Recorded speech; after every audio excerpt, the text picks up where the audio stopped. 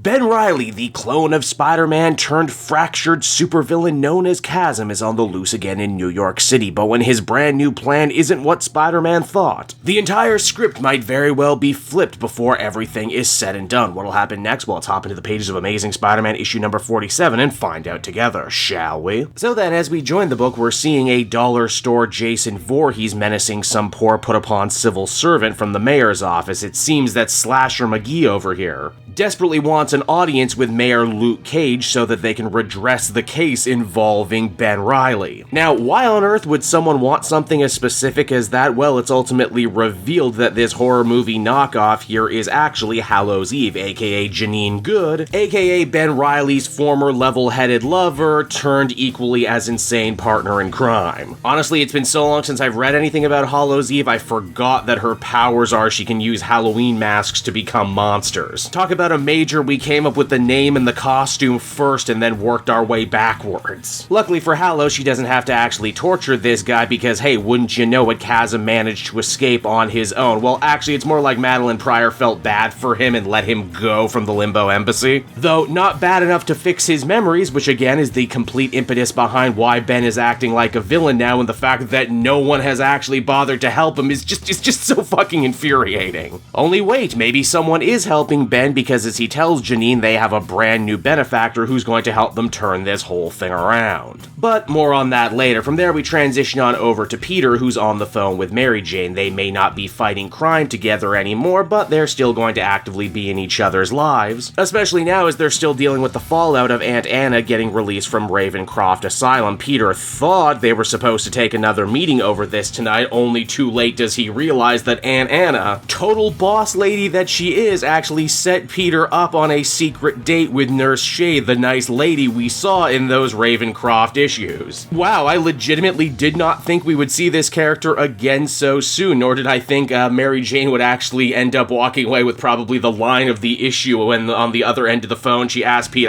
secret date, huh? What's she wearing? Now, while not knowing you're on a date is something of a roadblock you're going to have to clear, eventually Peter does end up enduring himself to Shay. Mainly because he is just so flustered and adorable, but more importantly, he's honest. Peter says he was never really good with dating, and over the last little bit, he's only gotten worse. Geez, it's almost like he's incompetent, and he uses that word, by the way, which is a word I've used a lot to describe Peter in these videos, and I cannot help but shake the feeling that maybe Zeb Wells actually does watch my channel. But that's not even the best part. Peter and Shay actually end up really hitting it off because, get this, they both have jobs that see them have to interact with a lot of colorful supervillains. They also use jokes and comedy to help cope with what would otherwise be a really stressful occupation, and just wow, I was not expecting this when I dug into this issue. Wait, is this sweet? Is this actually good? Am I actually enjoying myself? No, something is gonna have to pop up and ruin this, and indeed it does. Poor Peter ends up getting a frantic text message from Betty Brant, who is apparently pinned down in a building with a group of armed thugs surrounding her, meaning that Peter is going to have to leave this date that's been going swimmingly and leave poor Nurse Shay with the bill. Well, I guess we can call that Peter 0, Parker Luck 1 million. Now, what exactly is going on with Betty? We haven't seen her in a long while, and it seems that she's still desperately been pounding the pavement to try and clear Ned Leeds' name from the crimes he committed during his last stint as the Hobgoblin. And it seems she's getting dangerously close, too, because Roderick Kingsley opted to send his crew after her, even though the Hobgoblin technically blew up during that Miles Morales gang war tie-in. Though, I suppose we never saw his body, and Kingsley was literally using the same trick twice to try and not get arrested, so I guess I'll let this one slide. Spider-Man rushes on in to make the save and ends up making short and brutal work of the thugs, Betty even saying, "Damn, Spider-Man, I thought you were funny. There was nothing funny about that beatdown." But hey, wouldn't you know it, for once, Peter is actually really serious and really motivated when it comes to protecting a longtime friend from danger, and honestly, you love to see it. As Betty explains, she's been hot on the trail of the Winkler device, aka that crazy brainwashing device from classic Spider-Man storylines, the thing that Kingsley used on Leeds originally, to mess with his mind and frame him as the Hobgoblin. The best part is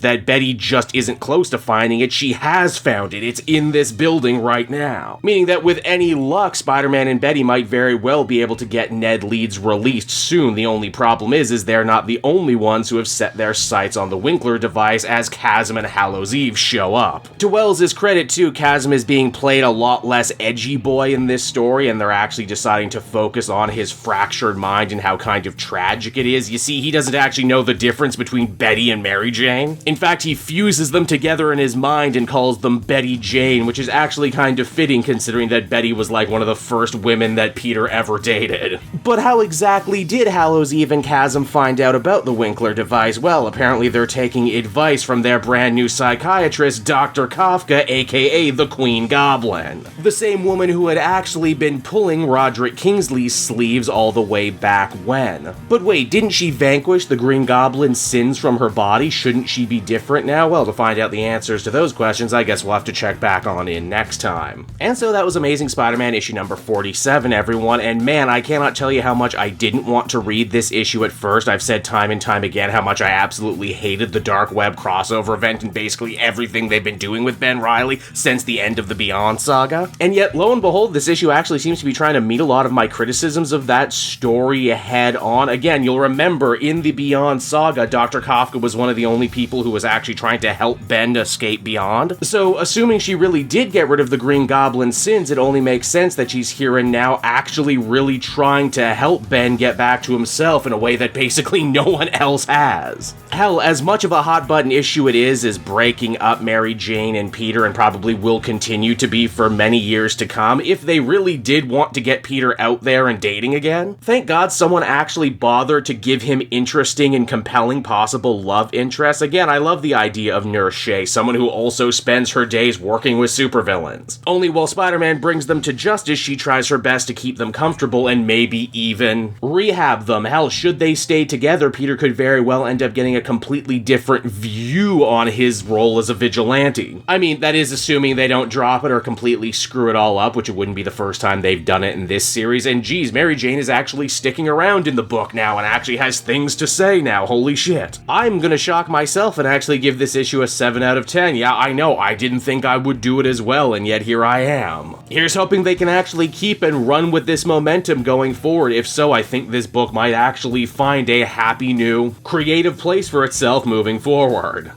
Hey there everyone, it's your old pal Cape Joel again, thanking you so much for watching to the end of the video. I hope you enjoyed it, and if you did, why not check out my Amazon link down in the description. Yes, that's right, the Cape Joel channel officially has its own Amazon storefront now. You can pick up a comic or anything else for that matter, and if you did, you'd really be helping me in the channel. So with that out of the way everyone, I will see you again next time. Bye-bye.